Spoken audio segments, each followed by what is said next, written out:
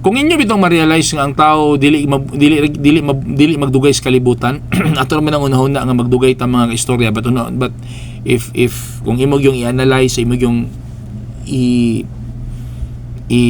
pamalandong og ayo, for the next 100 years lahi na nga batch, lahi na nga batch nga mga tao ang magpuyo dining kalibutan na.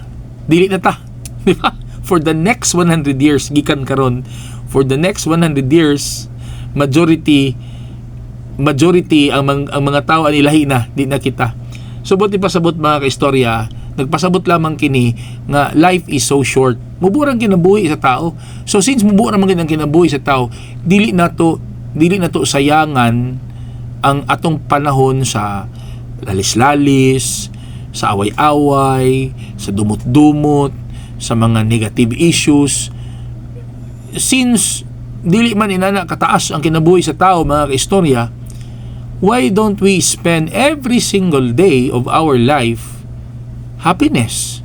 Spend time with the people that matter to us, to our true friends, to our family, to our loved ones, to our Lord God, to our church. We will spend it, instead nga i-spend na to sa away-away, we'll spend it sa paghimo og mga butang nga ikaayo sa ato isig katao, sa mga pagtabang, di ba, sa pagbuhat sa mga butang nga gusto nato buhaton, as long as dili siya dautan. Yeah, it's a waste of time. Kanang mag-away-away ka pa, magdumot-dumot pa ka, mag-isu-isu ka pa diha. It's completely a waste of time, because 100 years from now mga kaistorya, lahi na pod nga batch sa mga tao ang nagpuyo sa kalibutan.